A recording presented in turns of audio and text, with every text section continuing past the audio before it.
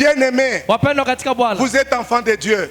mko mtoto wa Si Mungu. vous n'avez pas encore eu l'occasion de traiter, de donner une discipline à votre corps, écoutez, cette excellence-là va s'éloigner de vous. Mpendwa katika Bwana, kama bado haujajipa discipline ya kushinda huo mwili wako, kwa kweli hautafika kwenye ile hali ya mafanikio. Normal.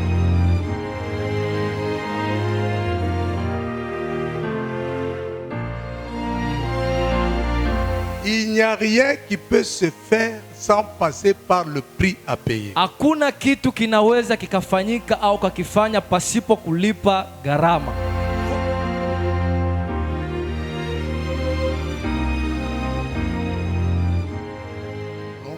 Nous disons au Seigneur, protège ton serviteur avec madame, son épouse et toute sa famille. Na kwa mahali pote ambapo tunapoenda kufundisha haya mafundisho ya kristokrasia, tunamkumbusha Mungu ya kwamba aweze kumbariki na aweze kumlinda mtumishi wa Mungu pamoja na mke wake. Sans cela, on ne pouvait pas se retrouver ici à Dar es Salaam. Bila hilo tusingeweza kujikuta hapa Dar es Salaam. Voilà qu'on a fait encore un voyage vers Burundi. Ndio maana tukafanya safari ya kwenda Burundi. Ici, il y a lieu de dire à Dieu, protège ton serviteur. Hiyo ni sababu kubwa ya kumwambia Mungu amlinde mtumishi wa Mungu. Que ses ennemis soient les ennemis de l'Éternel. Maadui zake wakapate kuwa maadui wa Mungu. Et que son apostolat avance, parce qu'il y en a encore d'autres qui vont recevoir cet enseignement et qui seront aussi comme nous. Na uapostoli wake uzidi kwenda mbele, maana kuna watu bado wanasubiri mafuta yaliokuwa juu yake. Que Dieu bénisse mon ami Willy Balibela. Na Mungu ambariki ndugu yangu Willy Balibela. Là où il est, c'est grâce à lui aussi que je suis là-bas. Mahali alipo ni kwa neema tu ya mtumishi wa Mungu alipo. Je remercie aussi mon mentor, Papa Bertin. Nambariki pia mtu wa Mungu, mentor wangu Papa Bertin. À cause des enseignements. Kwa ajili ya mafundisho yake. Et je l'ai connu aussi par la Christocratie. Nimemfahamu pia kupitia Kristokrasia. Et la Christocratie donnée par l'apôtre John Kapeta. Na Kristokrasia kupitia mtumishi wa Mungu Apostle John Kapeta. Donc pour moi il y a des bénéfices plus. Kwangu mimi kuna faida mara kadhaa. Selon le plan et la grâce de Dieu. Kulingana na mpango na neema ya Mungu. Je vous remercie vous. Nawashukuru nini mlioketi. Qui êtes venus ambao mmekuja à la rencontre du Seigneur. Ili kuweza kukutana na Bwana wa milele. Haleluya. Tel que je vous vois là-bas, ninavyowaona mahali hapa, vous êtes merveilleux et extraordinaire. Ninyi ni wazuri sana. Chapia Bwana makofi. Laissez-moi vous dire une chose. Acha niwaambie kitu kimoja. Vous n'êtes pas ici par un pur hasard. Amko mahali hapa kwa bahati mbaya. Tout le monde peut aller au marché. Kila mtu anaweza kwenda sokoni. Tout le monde peut aller en ville. Kila mtu anaweza kwenda mjini. Tout le monde peut marcher sur la route. Kila mtu anaweza katembea njiani. Mais se retrouver dans cette salle ce matin, c'est la sélection de Dieu. Lakini kujikuta mahali hapa uweponi mwa Mungu ni uchaguzi. Tel que vous êtes là, mahali mlipo hapo, Dieu vous a aimé. Mungu amewapenda. Je répète encore. Narudia tena. Tel que vous êtes là, mahali ulipo hapo, Dieu vous a aimé. Mungu amekupenda. Et l'amour de Dieu na upendo wa Mungu ne tient pas compte du rang social de quelqu'un. Hautegemei na uhali na maamuzi ya mtu na kiwango cha mtu. Ça ne tient pas compte des études faites. Haitegemei na elimu fulani. Alors qu'est-ce que nous allons voir ce matin? Asubuhi leo tutaangalia nini? Vous et moi, wewe na mimi, nous allons partager quoi? Tutashirikishana nini asubuhi ya leo? Mon petit sujet, neno langu la asubuhi ya leo, bien-aimé dans le Seigneur, wapendwa katika Bwana, s'intitule inasema le prix à payer pour l'excellence. Gharama kulipa kwa ajili ya mafanikio. Le prix à payer pour l'excellence. gharama ya kulipa kwa ajili ya ubora. Ou alors, l'excellence a un prix à payer. Au ubora kuna malipo ya kulipa. Kuna gharama za kulipa. Pour avoir cette excellence, ili kupata huo ubora, il y a un prix à payer. Kuna gharama ya kulipa. Pourquoi nous voulons partager ce message? Kwa nini tunataka tushirikishane au tushirikiane katika haya maneno? Message pour les donner. Tutoe mafundisho kwa ajili ya kutoa. Ce n'est pas un plaisir. Si raha de se tenir devant le peuple de Dieu pour parler, non. Kusimama mbele za watu na kuzungumza, hapana. C'est une responsabilité. Ni majukumu. Étant une responsabilité, na kama ni majukumu, nous devons examiner, tunatakiwa kuexamine, voir pourquoi ce message doit être partagé. Kuona ni kwa nini huu ujumbe unatakiwa uletwe au pelekwe. Nous avons comme impression, tunao kama hali, tout le monde cherche la bénédiction. Kila mtu anatafuta baraka. Tout le monde cherche la vie meilleure. Kila mtu anatafuta maisha mazuri. Tout le monde cherche à être en bonne santé. Kila mtu anatafuta kuwa na hali nzuri. Tout le monde cherche à voyager. Kila mtu anataka apate. Tout le monde cherche à être libre. Kila mtu anatafuta awe huru. Ça c'est dans la tête de chaque personne, c'est dans l'esprit de chaque personne, c'est dans le cœur de chaque personne. Hiyo ni hali ya kila mmoja, hiyo ni akili ya kila mmoja, na hiyo ndio nguvu ya kila mmoja kuwa na hivyo vitu vyote. Et aussi ça nous pousse chaque jour à dire à Dieu de nous amener dans cette dimension-là. Na hiyo ndio inatusukuma kila siku kumwambia Mungu hatupeleke kwenye hiyo hali. Mais songez au facteur prix à payer pour atteindre, pour avoir ce qu'on cherche, ça devient difficile. Lakini kukesha au kaa kwenye hali ya kulipa gharama kufikia kwenye hiyo hali, hiyo ni jambo jingine. La vie éternelle a un prix. Maisha ya milele kuna gharama. Le royaume des cieux que nous cherchons, ça a un prix. Ufalme wa Mungu tunaotafuta una gharama. Ici sur terre, tout a un prix. Ça passe par le prix que vous payez pour atteindre la dimension que vous cherchez. Hapa chini ya jua kila kitu kina gharama.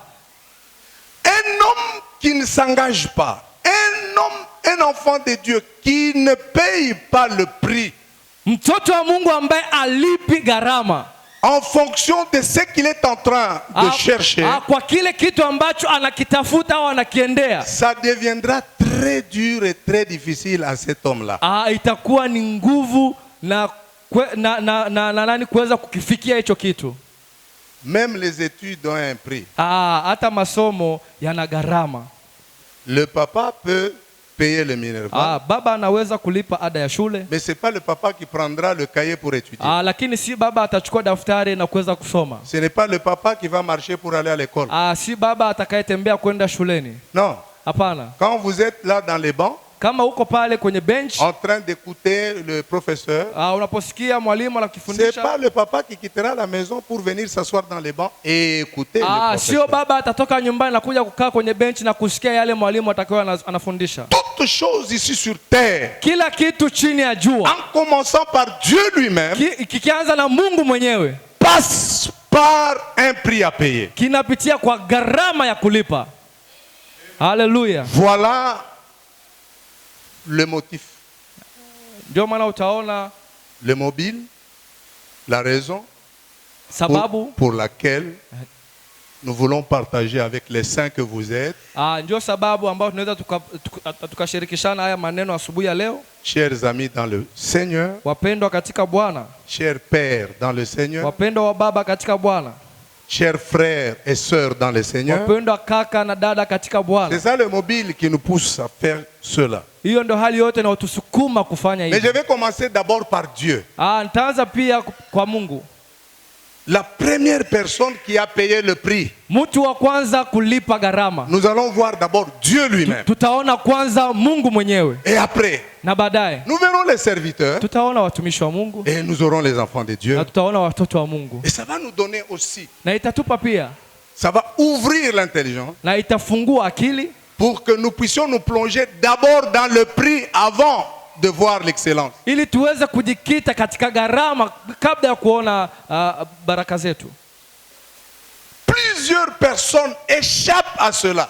Watu wengi wanakwepa hicho. Vous n'avez rien payé comme prix, mais vous voulez devenir telle personne. Haujalipa gharama lakini unataka kuwa mtu fulani.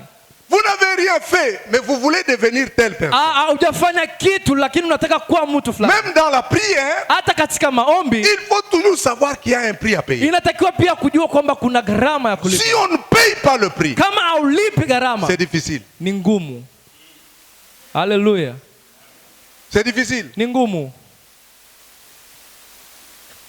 Même ceux-là qui sont dans le mariage, hata wale ambao wapo katika ndoa, ils ont déjà fait 20 ans de mariage. Ils payent chaque jour le prix, chaque jour. wale ambao wapo katika ndoa miaka 20 la femme paye le prix pour plaire à son mari, le mari paye le prix pour plaire à sa femme. Mume analipa kwa ajili ya mke wake na mke wake analipa kwa ajili ya mume wake. Et vice versa. Vice versa. Bien sûr, sur cette terre, mpendo, katika hii dunia, rien ne peut se faire sans passer par le prix à payer. Hakuna kitu kinaweza kufanyika bila kulipa gharama.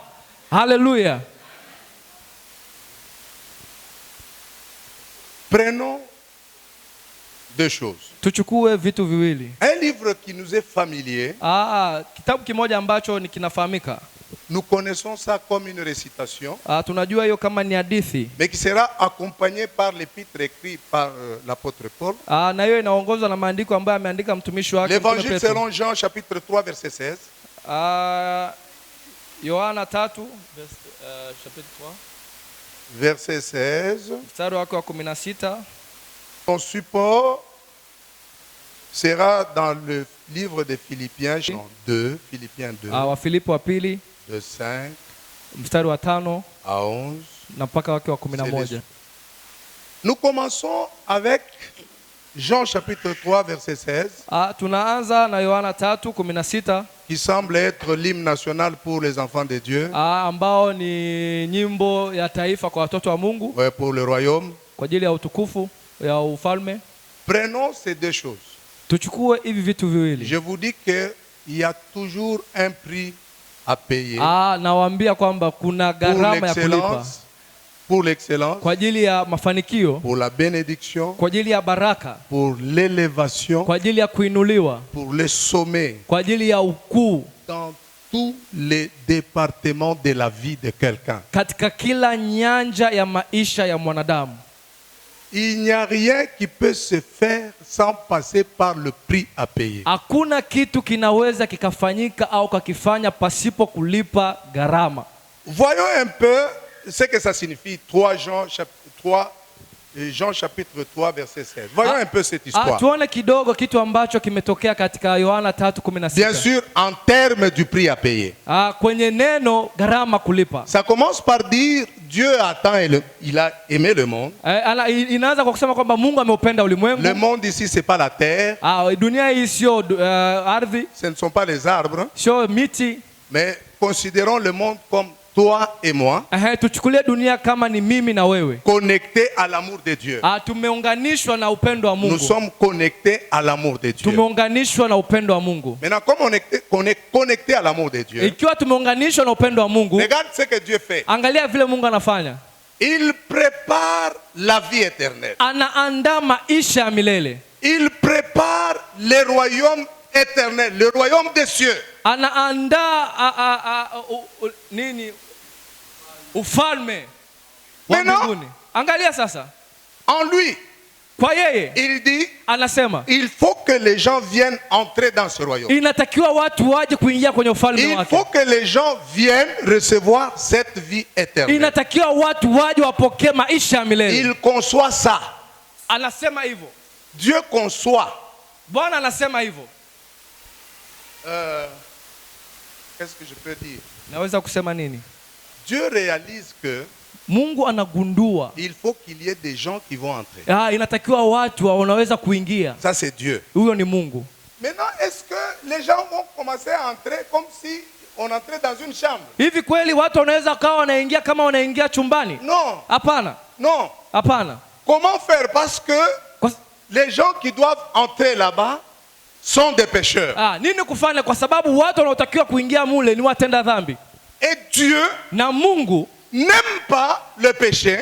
Mungu hapendi uchafu au dhambi. Non, il n'aime pas le péché. Hapendi dhambi. Quand on va dans Ésaïe, Kama tunaenda kwenye Isaya chapitre 59, mstari wa 59, la Bible dit Biblia inasema que ce sont les péchés qui mettent une séparation entre nous et Dieu. ni watenda dhambi tu ndio wanaweka mipaka kati ya Mungu na mwanadamu. Donc le péché Dhambi met une barrière inaweka mipaka entre nous et Dieu. Mungu na pamoja na sisi. Maintenant lui il dit il nous aime. Na maana Mungu anasema anatupenda. Il prépare le royaume. Anaandaa ufalme. Il t'aime, il m'aime. Anakupenda na Il nipenda. prépare le royaume. Anaandaa ufalme. Mais comment faire pour que ces pécheurs-là inatakiwa nini kufanya ili hiyo dhambi viennent entrer ici? ili kuweza kuingia Par quel mécanisme? Kwa njia gani? Même si lui-même était créateur. Hata kama yeye mwenyewe ni muumbaji. Même si ces personnes-là appartenaient à lui. Hata huyo mtu anatokea kwake. Mais il faut payer le prix. Lakini anatakiwa kulipa gharama. Haleluya. Dieu fait ceci. Mungu anafanya hivi. Il prend son propre fils. Anamchukua mwanae wa pekee. Il n'avait pas 2 enfants. Hakuwa na watoto wawili. Il n'en avait pas 3. Hakuwa na watatu. Il n'avait qu'un seul fils. Alikuwa na mtoto mmoja tu. Jésus-Christ. Yesu Kristo. Il dit voilà. Anasema moi ici, mimi hapa, j'ai besoin de ces personnes. Mimi nahitaji hawa watu. Le royaume est établi. Na ufalme uko hapa. Mais ils ne peuvent pas entrer comme ça. Lakini hawawezi kuingia hivi. Ainsi, moi je paye le prix. Mimi mwenyewe Mungu nalipa. Je prends mon fils. Nachukua mwana wangu. Je donne. Natoa. Pour que ili tout celui-là watu wote qui va recevoir ce fils que je donne, watakayempokea huyu mtoto nayemtoa, il va entrer dans le royaume. Wataingia katika ufalme wa Mungu. Haleluya. Dieu prend son fils. Mungu anachukua mtoto wake. Donc, anatoa. Pour que tu sois ce que tu es. Ili wewe uwe jinsi ulivyo. Pour que je sois ce que je suis. Ili niwe jinsi nilivyo. Dieu a commencé par donner le fils. Mungu ameanza kwa kumtoa mwana wake. Deuxième volet, toujours là-bas. Kitu cha pili mahali hapo hapo. Maintenant, qu'est-ce que le fils fait? Ni nini mwana anafanya? Il est donné en rançon. Ametolewa. Il est donné en rançon pour le salut de l'humanité. Amepewa jukumu kwa ajili ya kuokoa nani? Ametolewa sadaka kwa ajili ya kuokoa ulimwengu. Maintenant le fils aussi. Na mwana pia. Ne vient pas. Le nom c'est qui encore? Shadrach. Shadrach. Le fils ne vient pas. Mtoto haji en riant. Kwa kucheka. On m'a envoyé par mon père. Amenituma na mwana. Maintenant tu vas entrer dans le royaume. Sasa utaingia katika ufalme wa Mungu. Ingia. Non. Hapana. Le fils aussi paye le prix de la mission. Na mtoto pia analipa gharama. Le fils, Dieu le livre, il se retire. Maintenant le fils qui va, il paye le prix. Bwana Mungu amemtoa mwana wake, anapaka pembeni. Mtoto pia analipa gharama. Bien-aimé, wapendwa katika Bwana. Sikia. La Bible dit. Biblia inasema, bien qu'il était Dieu, hivi alikuwa Mungu, mais il n'a pas regardé l'égalité avec Dieu comme une proie à arracher. Akiwa Mungu akuangalia ule ukuu wake kama ni Mungu. Le fils commence aussi à payer le prix. Mtoto naye anaanza kulipa gharama. Premier prix, il se dépouille. Gharama ya kwanza, il se dépouille, il enlève ce statut statut-là de divinité. Anatoa ukuu wake ule wa kiungu. Seigneur. Il enlève ce statut de divinité. Anatoa ukuu wake wa ukuu. Il accepte d'être parmi les humains comme un simple homme. Anakubali kuwa miongoni ya watu kama mtu wa kawaida. Église. Kanisa. Église. Kanisa. Il est facile pour un pauvre d'accéder à la richesse, mais il est difficile pour un riche d'accéder encore à la pauvreté. C'est lui qui est dans cette dimension. C'est difficile ça. C'est inacceptable. Wapendwa katika Bwana, ni rahisi masikini kuwa tajiri. Na ni ngumu sana tajiri kuwa masikini. Ni ngumu sana. Tajiri ni ngumu sana tajiri kukubali kushuka na kuwa masikini. Haiwezekani. Quand tu veux dire à un riche toi, ukimwambia tajiri mmoja wewe, aujourd'hui, leo hii, tu vas rester sentinelle. Utakaa ukuwa mlinzi. Tu quittes ta maison. Unatoka nyumbani kuna. Tu vas habiter dans une hutte. Unaenda kuishi kwenye nyumba fulani. Dans une hutte, une maison à chaume. Kwenye nyumba ambayo haijaisha. Une maison en paille. Nyumba ambayo haina paa. Nyumba ya nyasi. Vous voyez ça? Le riche dira, moi, Anatajiri atasema mimi je ne peux pas le faire. siwezi kufanya hivyo. Deuxièmement, Kitu cha pili. On peut prendre un pauvre, Wanaweza kumchukua maskini, le sacrifier pour la vie du riche. wanaweza kumchukua maskini na kumtoa kwa ajili Mais sadaka kwa on ajili ne ya peut pas utajiri. prendre un riche, le sacrifier pour la vie d'un pauvre. Lakini hawezi kumchukua tajiri na kumtoa sadaka kwa ajili ya umasikini, hapana. Mais Christ le fait. Lakini Kristo amefanya. Il enlève Ametoa ce statut-là de divinité. ukuu wake wa kiungu. Il est toujours en train de payer le prix. Yuko katika harakati za kulipa gharama. Il paye le prix. Analipa gharama. Il enlève le statut. Anatoa ukuu wake. Il descend parmi les hommes. Anashuka kati ya wanadamu. Il marche comme un simple homme. Anatembea kama mtu wa Comme kawaida. un simple homme. Kama mtu wa kawaida.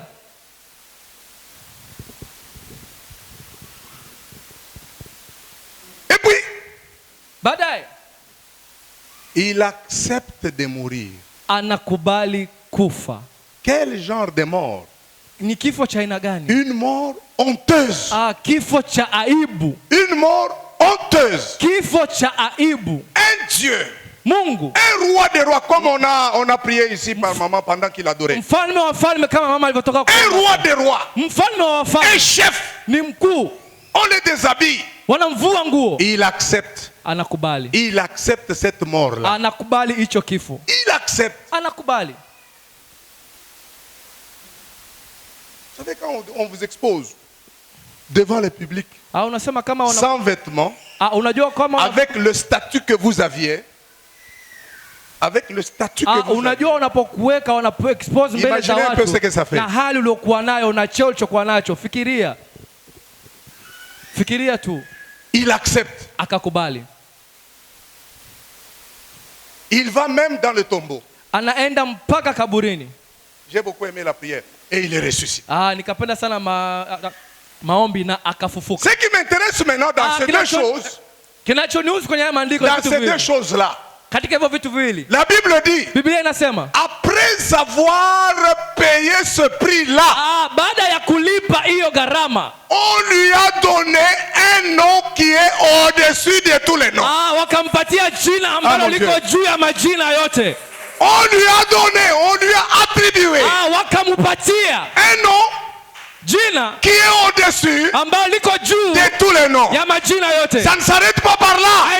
Ça ne s'arrête pas par là. Et on donne l'ordre afin que ili mwisho tout genou kila goti fléchisse lipigwe au nom de celui-là kwa jina lake qui a payé le prix. Ce n'est pas encore fini, ce n'est pas encore fini. Et on dit, toute langue va confesser que Jésus-Christ est Seigneur à la gloire de Dieu le Père.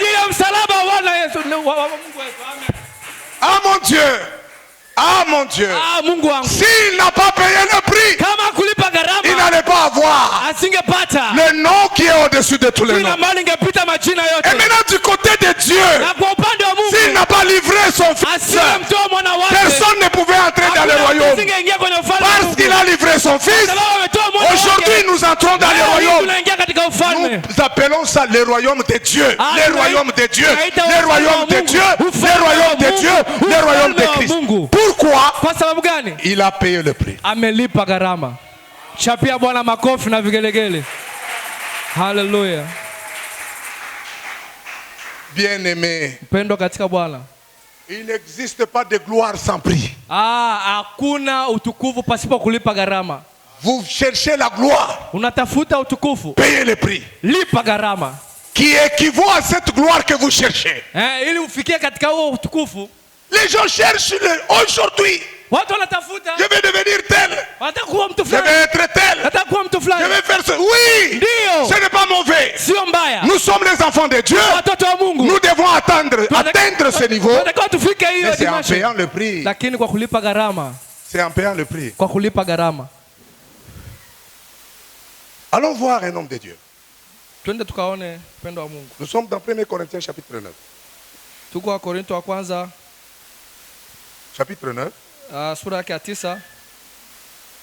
Wakorintho wa kwanza sura yake ya 9. Verset 25 à 27. Mstari wake wa 25 27. Soyez bénis là où vous êtes. Mbarikiwe mahali ulipo. Je Mbarikiwe. répète encore là où tu es. Ubarikiwe wewe fazi unakaa. Amen. Narudi tena, ubarikiwe wewe fazi unakaa pale, ubarikiwe.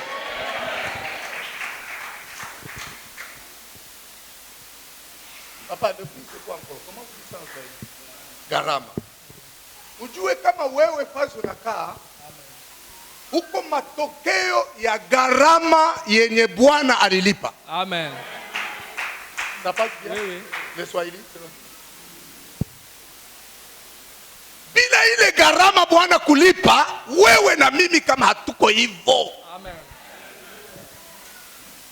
Alléluia. Hapa sasa nous voyons cet homme ici. Hapa sasa tunaona huyu mtu.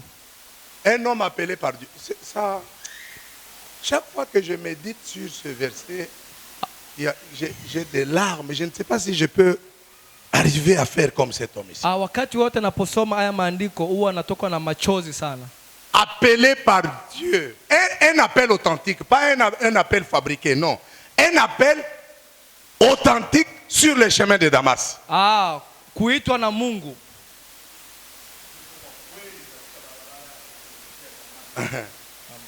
Dieu l'a appelé comme ça. Mungu akamuita hivyo. Le vrai Dieu, pas le Dieu fabriqué, le vrai Dieu créateur du ciel. Mungu wa kweli, Mungu wa kweli. Il l'appelle. Akamuita. Dieu donne à cet homme des dons. Il donne à cet homme le ministère. Mungu anampatia huyu mtu karama. Mungu anampatia huyu mtu huduma. Mon Dieu. Mungu wangu. Il pouvait dire, angesema, ça suffit pour moi. Inaisha kwa ajili j'ai yangu. les dons. J'ai été appelé par Dieu. Karama, nimeitwa na Mungu. Je me suis rencontré avec Dieu sur le chemin de Damas. Nimekutana na Mungu kwenye njia ya Damasi. Inatosha. D'ailleurs, quand je prêche, quand je chante, quand je fais la délivrance, les démons sortent et il se tape la poitrine. Pour lui, ça va. Non! Il dit, lorsque nous courons, quand moi je cours, quand moi j'exerce le ministère, je ne le fais pas comme quelqu'un qui est en train de battre de l'air. Non. C'est-à-dire, je ne gaspille pas mon temps. C'est-à-dire, je ne le fais pas pour le faire. Non. Si je suis en train d'exercer le ministère, j'ai un objectif que je poursuis. J'ai un objectif que je poursuis. Alors ce qui m'intéresse c'est ceci. Il dit, écoutez, je suis en train de traiter durement mon corps. Il a compris que dans son exercice du ministère, dans l'exercice du ministère, oui, la seule chose qui pouvait être comme ennemi, qui pouvait l'empêcher, c'est son propre corps. Maintenant il dit, je traite durement ce corps. Là il descend pour que il n'arrive pas, moi qui ai prêché aux plusieurs personnes, il n'arrive pas que ces personnes-là entrent. Les gens à qui j'ai donné l'enseignement, les gens à qui j'ai donné la parole, et entrent dans le royaume. Mais moi qui ai donné cette parole-là, je n'entre pas. Je n'entre pas. Qu'est-ce qu'il faut? Il faut traiter le corps. Paul a pris le temps de donner une discipline à son corps pour l'exercice de son ministère.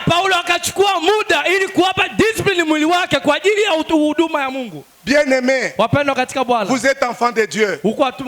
Si vous n'avez pas encore eu l'occasion de traiter, de donner une discipline à votre corps, écoutez, cette excellence-là va s'éloigner de vous. Mpendo katika Bwana, kama bado haujajipa discipline ya kushinda huo mwili wako, kwa kweli hautafika kwenye ile hali ya mafanikio. Normalement, en tant qu'enfant de Dieu, kawaida kama mtoto wa Mungu, venir à l'église kuja kanisani ne doit pas être un exercice que les gens sont derrière pour vous pousser. Allez à l'église. Aujourd'hui, il y a culte. Aujourd'hui, il y a la parole. Aujourd'hui, il y a prière. Ça ne doit pas être ça pour les enfants de Dieu. Haitaki kuwa mazoezi ya mtu awe nyuma yako aweze kusukuma kila siku. Leo kuna maombi, leo kuna mafundisho, leo kuna mkesha. Non, non, non, ça ne doit pas être comme ça. Haitaki iwe hivyo. Normalement, Kawaida, ça doit être une discipline pour les enfants de Dieu. inatakiwa iwe maisha ya mtoto wa Mungu. Dès que il est 14h, 15h, il y a prière, il y a culte aujourd'hui. Inapofika siku saa 8 kuna ibada. Malgré les caprices du corps, inawezekana hali ya mwili, donne une discipline. bila kujali hali ya mwili. Donne une discipline au corps. Upe discipline mwili wako. Arrête les choses. Acha vitu. Ni mwili ndio unaenda kuwaongoza maisha yao ya kiroho. Commencez par traiter votre corps. Anza leo ku-treat mwili wako vizuri. Ce matin, asubuhi ya leo, j'étais très consolé ce matin. Asubuhi ya leo nilifarijiwa sana. Le docteur Willy s'est levé à 5 heures quelque chose. Dr. Willy aliamka majira ya saa 11. Il s'est lavé, il m'a dit voilà, moi je pars, vous l'avez aussi. Parce que, c'est qu'il m'a dit, parce que l'apôtre John, Askofu John, à 8 heures pile, kwenye saa 2 il sera ici. Atakuwa hapa. Il va vous prendre pour partir. Atakuchukua ili muweze kuondoka. Alors vous devez vous arranger. Atakuwa ujiandae mapema. Ah bon? Il dit ok. Il y a une discipline ici. Kuna discipline hapa. C'est une bonne chose. Je ne suis pas rentré attendre encore. Non. J'ai pris le temps. Sikurudi kusubiri tena. Nikaenda kukoga. Effectivement. C'est que le docteur m'a dit là. Na hivyo Dr. Willy aliniambia, nimekiona. Saa 2 kamili. Vous êtes là? Vous êtes tayari? Nous partons. Twende. J'ai regardé l'heure. Nilikuwa naangalia muda. J'ai regardé ce que l'autre a dit. Niangalia alichosema. J'ai dit voilà, il y a une discipline. Nikasema hapa kuna nidhamu. Maintenant lorsqu'on venait, wakati tulikuwa tunakuja, son fils roulait. Mtoto wake alikuwa anaendesha gari. Il a commencé à m'expliquer. Akaanza kumuelezea. Ensemble avec le fils. Na pamoja na mtoto. Moi j'ai grandi chez mimi nimekuwa kwa mjomba wangu. C'est là où j'ai grandi. Ni mahali hapo nimekuwa. Ni mtu ambaye alikuwa na nidhamu. Alikuwa angalifanya hivi, alikuwa anafanya hivi. Vous allez voir. Na unaweza ukaona. Le premier échec dans la vie de quelqu'un, c'est lorsque l'homme n'arrive pas à donner une discipline à son corps. Makosa ni ya mtu ambaye yule le premier. Kufeli kwa kwanza kwa mtu ni yule ambaye asipotoa utaratibu au nidhamu kwa watoto wake. Donc si vous n'arrivez pas à maîtriser le corps et à le discipliner, vous n'arriverez jamais à l'excellence. Jamais. Jamais. Le corps, il faut le discipliner. Le donner une discipline. C'est alors que vous arriverez à faire ça. Si votre corps est en train de vous tirer toujours, vous êtes à l'écoute toujours de votre corps. Voilà, le corps obéit au TikTok. Le corps obéit au Facebook. Et vous ratez ce que Dieu voulait créer en vous. Oh, peuple de Dieu, commencez par discipliner vos corps.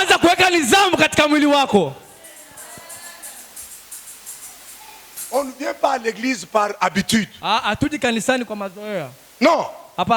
Mais on vient à l'église avec un objectif. Même l'autre apôtre que nous avons ici. Ne vous habituez pas à lui. Non. Il ne faut pas vous habituer à lui. Mais il faut le considérer comme le canal par lequel Dieu passe pour transformer votre vie.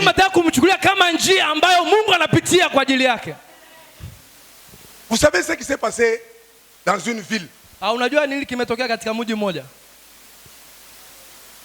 Qui entendent. Amen. Maman a dit, les gens passent, les rois de ce monde passent. Mais la parole ne passe pas. Vous savez, lorsque le bishop se tient ici debout, il représente Dieu et son royaume ici.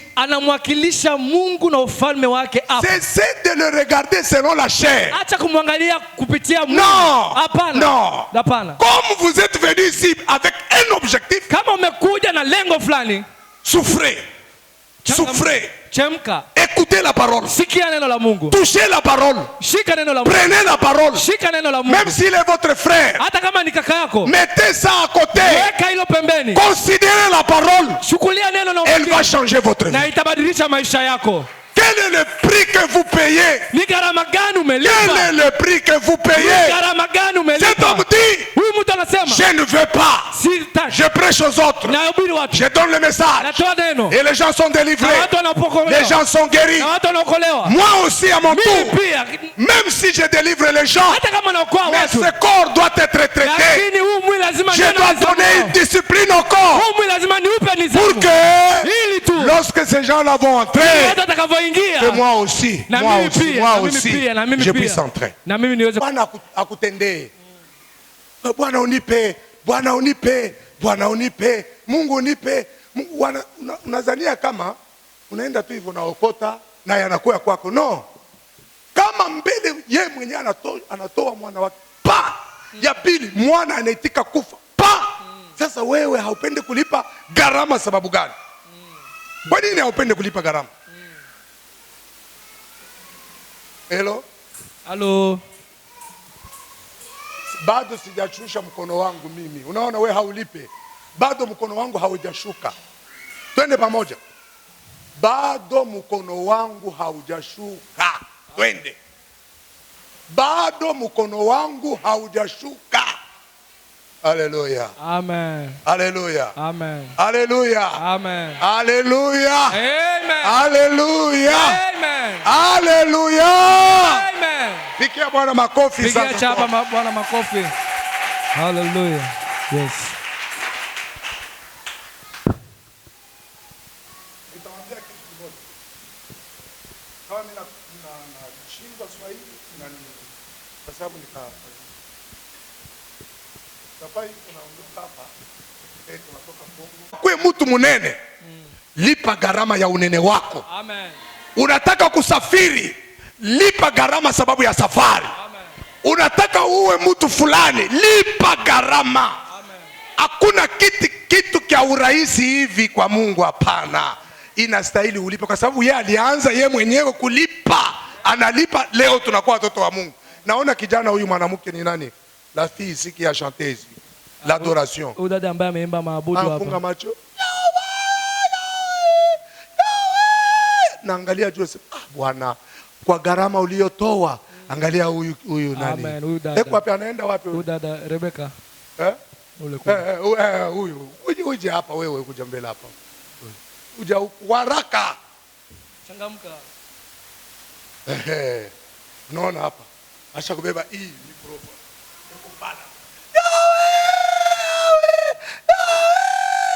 Bo sasa ye huyu ule anisha kuikala alishakufa, anafufuka, anaishi pale beko na mtukuza.